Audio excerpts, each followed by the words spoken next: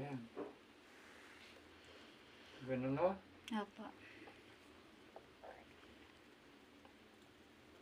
Actually, 5cc ang nilalagay. Tapos, Ilang session na nga po? 4 po uli, ano? 4 yan.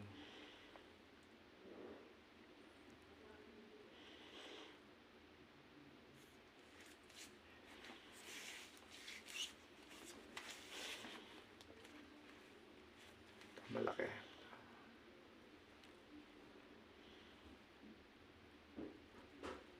Tama? Opo. Yan, no? Ngayon lang, limit lang tayo sa 5 ml. Kasi baka mag-overdose. O, kita mo, pumuti na siya. Puputi lahat yan. Kapalik sa dati.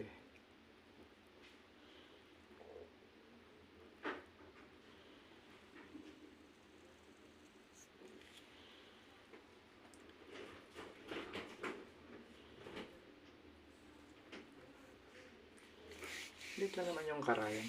Pang baby lang yan. Bukas, malalanta na yung mga yan. Ano konti? Ito malaki pa.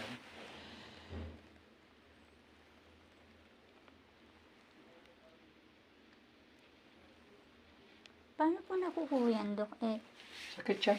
Sakit na venous insufficiency. Kahit po, kasi layo din po namin pati. Number 1 cause is genetic o Opo. namamana. Opo.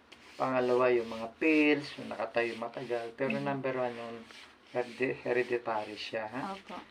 So, lalagyan natin lahat yan. Para hindi na... Kasi mangingitim ang paa mo dyan eh. Pagka pinabayaan mo. Tapos, ang effect niya, makikita mo pa lang after 3 months, malulusaw ng malulusaw yan. Ha? Opo.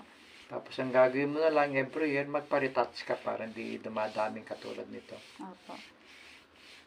Ginagano ko para hindi siya